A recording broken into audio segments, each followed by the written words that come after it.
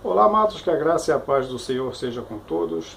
A Ele, ao Senhor, somente a Ele, toda a honra, toda a glória e todo louvor, porque somente Ele, o Senhor, é digno de receber louvor.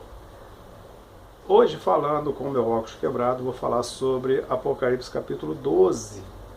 O grande mistério de Apocalipse capítulo 12. É um dos mais misteriosos. Eu acredito que também o 17 seja bem misterioso. Aí vamos falar a respeito do 12, porque é um capítulo que ele traz muitas dúvidas na cabeça da pessoa, tem muitas intenções em pessoas em querer decifrar o capítulo 12 de Apocalipse e acaba até mesmo cometendo algum tipo de, até mesmo de heresias, entendeu? Era isso bem que eu queria falar, mas acabar acontecendo. Só que o capítulo 12 de Israel não acontece tudo numa ordem cronológica. São vários flashes. Ele vai lá em cima, depois vai embaixo, depois vem atual, depois volta, depois vai lá para o futuro e desse jeito. Então são vários flashes, ele é dividido em flashes. Tanto é que ele começa com o texto, vai do 1 ao 6, vai do 1 ao 6, e lembrando que o 6 é ele que dá o grande embaraço, né, dá um grande embaraço aqui no capítulo 12. Se não tivesse o 6 seria bem mais fácil de compreender, mas tem o 6, as coisas ficam bem embaraçadas. E são vários flashes. Do versículo 1 até o versículo 6, ele vai ser quase que praticamente uma ordem cronológica, mas ele vai tratar, quando trata da mulher também, já temos um certo embaraço, mas nós vamos tentar decifrar isso aqui. Espero que vocês colaborem e tenham paciência na hora de comentar, né? Paciência, sejam cristãos, entendeu? Não saiam falando palavrão, porque essas coisas não agradam a Deus. Vamos lá? Apocalipse 12, versículo 1. Apareceu no céu um sinal extraordinário, uma mulher vestida do sol, a lua debaixo dos seus pés e uma coroa de 12 estrelas sobre a cabeça. Essa mulher aqui, já podemos descartar logo de cara que não é Maria, lá no finalzinho do capítulo você vai ver que não tem nada a ver com Maria. Maria passa na frente, não tem nada disso. Não é Maria. Então a grande discussão está se é Israel ou se é a igreja. E o que eu tenho a dizer é Israel e é a igreja. Israel e a igreja são duas fases da igreja. A igreja atual, a igreja evangélica e a igreja Israel. Quando ele fala aqui, vestida do sol e com a lua debaixo dos pés e 12 estrelas, você vai lembrar do sonho de José. Está falando de Israel, mas também é a igreja. Vestida do sol, porque ela é observada por Deus, ela tem a glória de Deus, por isso ela reflete. Então ela é uma mulher que brilha, né? A lua debaixo dos seus pés quer dizer que ela tem o domínio sobre as trevas. Lua quer dizer trevas, é noite. E ela tem o domínio sobre as trevas. Ou seja, por causa de Cristo, as trevas, os poderes das trevas se submetem à igreja. Tanto é que a igreja expulsa demônios. E o diabo não pode tocar na igreja. E as 12 estrelas, a primeira igreja, que é formada por 12 patriarcas, e a segunda, que é por 12 apóstolos, né? Até aqui. O 2. Ela estava grávida e gritava com dor, pois estava para dar à luz. Aqui, claramente, é Israel. Porque Jesus foi gerado em Israel. Então, a nação de Israel foi que projetou Jesus na terra. Ou seja, Deus, através de Israel, por nascer lá, Deus coloca o seu filho na terra entre os homens. Então apareceu no céu outro sinal. Um enorme dragão, vermelho, com 7 cabeças e 10 chifres, tendo sobre a cabeça 7 coroas. Esse aqui, não tenha dúvida, que é o diabo. Sua cauda arrastou consigo 1/3 das estrelas do céu, lançando-os na terra. o dragão colocou-se diante da mulher que estava para dar à luz, para devorar o seu filho no momento em que nascesse. No momento em que nascesse. Esse momento em que nascesse é justamente no momento em que Cristo nasce. No momento em que Cristo nasce. Mas o diabo, ele é derrotado em todas as partes. Não foi só aqui. O diabo já tenta devorar a semente da mulher desde Eva. E ele está sempre tentando. Só que Cristo agora já nasceu. Cristo agora já venceu. E Cristo está com Deus. E ele já não tem mais como tentar devorar. E ele vai apelar para outra fase que está lá mais um pouquinho adiante, que nós vamos chegar lá.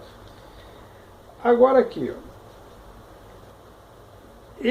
Ela deu à luz a um filho que governará todas as nações com cetro de ferro.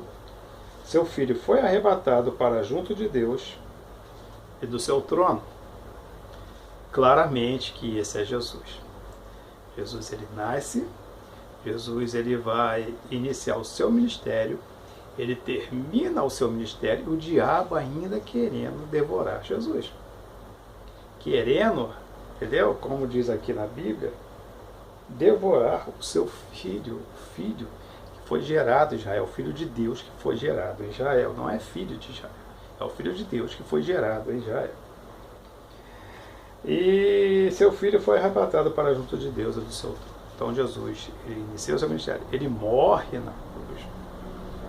A Bíblia diz que ele leva os nossos pecados até o inferno, ou seja, Jesus foi levado até o inferno por causa dos nossos pecados, assim como o pecador levado ao inferno, Jesus também foi levado.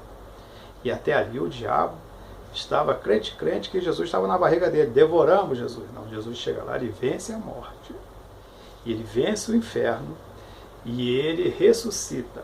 Ali já acabou todas as esperanças de Satanás de devorar o filho daquela mulher que foi gerado em Israel. Aí agora aqui já é um outro flash. Ele vai dizer como é que esse diabo, como é que esse dragão se formou, como foi a história. Ele vai falar bem rapidinho. Houve uma guerra nos céus. Miguel e seus anjos lutaram contra o dragão. E o dragão e seus anjos revidaram, mas eles não foram suficientemente fortes e assim perderam o seu lugar no céu.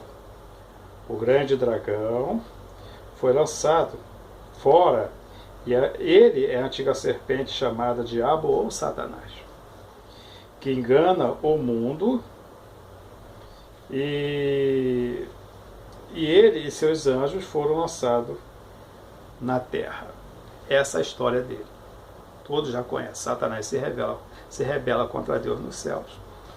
E eles pelejam contra Miguel, Deus. Nem precisa se ater a isso, né? Então Miguel expulsa eles, e eles são expulsos dos céus. E ele traz, é o que trouxe lá em cima, um terço dos anjos, que são hoje os demônios, né? Principado, potestades, Satanás sendo o seu grande líder, né? Então ouvi uma forte voz dos céus que dizia: agora veio a salvação. Ou seja, logo depois que Satanás é lançado, Deus já tinha um plano para resgatar aqueles que foram tentados por Satanás no céu e que hoje estão na terra, estiveram, ainda estarão, que somos nós. Eu tenho um vídeo a respeito disso, que vai falar a respeito de quem nós somos. Nós estávamos lá nesses dias, nós vivemos nos céus. O vídeo está aqui no canal, Somos Anjos Encarnados, é o título. Clicou assim, vai aparecer lá, você assiste um pouquinho melhor. Mas como eu dizia, voltando um pouquinho no versículo 6, é esse versículo que vai dar uma complicadazinha a respeito do texto. Por causa desses dias que aqui estão, a mulher fugiu para o deserto. Eu pulei ele de propósito, mas estou voltando agora. A mulher fugiu para o deserto, para um lugar que havia sido preparado por Deus, para que ali a sustentar-se durante 1260 dias. Essa mulher aqui já é a igreja. Esse deserto, na verdade, é Cristo. Por quê? Porque ele está fora do mundo.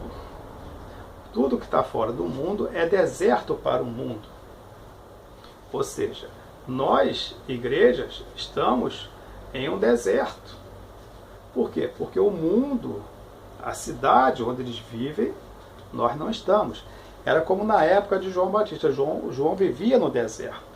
E quando as pessoas iam ouvir, eles iam para o deserto. Até que Jesus disse: quem pensam eles que iam ouvir? Que viriam um caniço envergado pelo vento falar a respeito de João Batista. Ou então a igreja, ela está fora do mundo. Ou então, para o mundo nós somos um deserto. E nós somos um deserto porque nós não participamos das coisas do mundo. Aí aqui o interessante, que eu, a respeito de tudo que eu pesquisei, eu não vi ninguém falar a respeito desses 1260 dias, com clareza. Eles vão falar que apenas um tempo e que a igreja fica lá no deserto. Não existe nenhuma parte na Bíblia que a igreja fica no deserto. Não vai relatar isso durante esses 1260 dias. E a igreja atual também não. A igreja de Israel também não. Ao tempo que eles ficaram no Egito, não foi 1260 dias. Se aqui está 1260 dias, é a única vez que aparece 1260 dias. Aqui na frente vai aparecer tempo, mais tempos e metade de um tempo. Ou seja, 3 anos e meio, que corresponde a esse tempo. Mas só que lá vai falar tempos, vai dar os dias exatos. Aqui são 1260 dias. E tem que ser 1260 dias. Não pode ser alguma coisa simbólica. Isso aqui representa alguma coisa. Eu estive fazendo alguns cálculos e eu cheguei a uma conclusão a respeito desses 1260 dias. Como eu disse aqui, a mulher fugiu para o deserto, para um lugar que lhe havia preparado por Deus, para que ali a sustentasse durante 1260 dias. Esse lugar preparado por Deus, onde a mulher, a igreja, fugiu, é Jesus Cristo. Eu fiz todos os cálculos e fiz observações a respeito do ministério de Cristo. Ninguém tem ao certo quanto tempo durou o ministério de Cristo. Todos dizem que foi aproximadamente 3 anos. Esses 3 anos, para mim, é o mais correto. Só que aproximado não é 3 anos. Pode ser menos, pode ser mais. Eu acredito que foi mais. Cristo morreu com 33 anos. O ministério de Cristo, ao meu entender, durou 3 anos e 3 meses. 33 anos de idade, 3 anos e 3 meses de ministério de 33.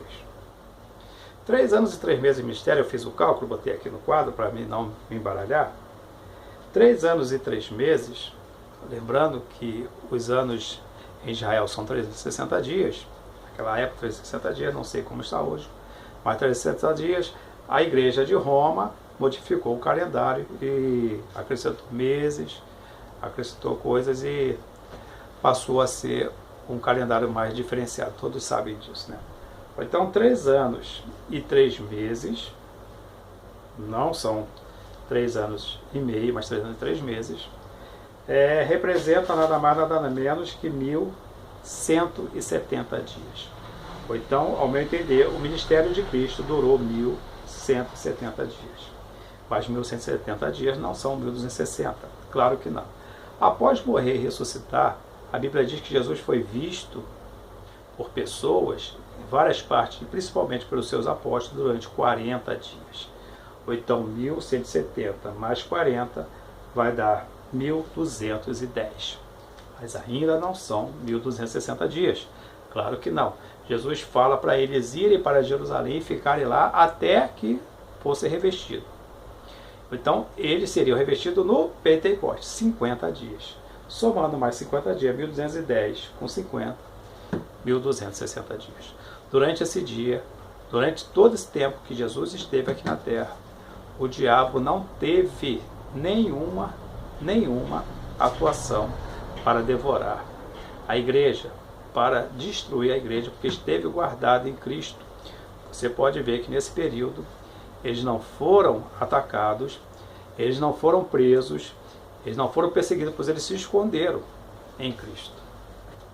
e durante 1260 dias, desde que Cristo começou o ministério até o Pentecostes, a igreja esteve bem guardada em Cristo, que é o nosso refúgio no deserto. A partir daí, então, aí vem aqui Então, voltando lá para onde nós estávamos, no versículo 10. Então ouvi uma forte voz dos céus, que dizia. Aí, esse é um relato celestial. Agora vem a salvação, o poder, o reino do nosso Deus e a autoridade do seu Cristo, pois foi lançado fora o acusador de nossos irmãos, que os acusam diante do nosso Deus dia e noite. Ou seja, essas acusações, Satanás já tinha feito lá no céu na batalha. Quando ele montou todo aquele grupo, ele acusou todos que foram com ele. Todos que quiseram lutar com ele, todos foram acusados e todos foram expulsos. Porque agora Deus já estava estava formado a grande salvação de Deus para nós, que é o seu Cristo. Aí ele diz, eles, diante do seu Cristo e de nossos irmãos, e a autoridade do seu Cristo, pois foi lançado na terra o acusador de nossos irmãos. Ele vai falar aqui, nossos irmãos. Ele vem aqui no versículo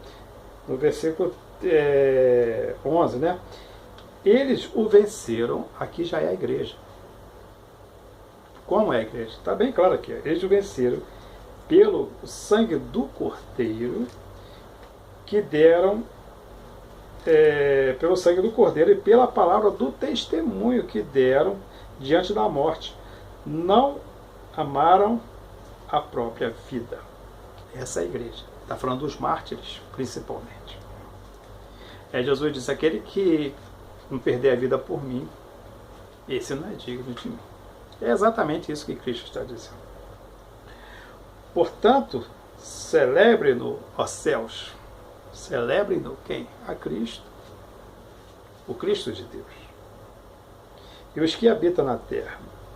Celebrai a Cristo, os céus e a terra. A Bíblia diz que todos os anjos os adoram e os crentes no Senhor Jesus os celebram e o adoram o tempo todo. Mas ai, aqui, ai da terra e do mar, pois o diabo desceu até vocês e ele está cheio de fúria, pois sabe que lhe resta pouco tempo.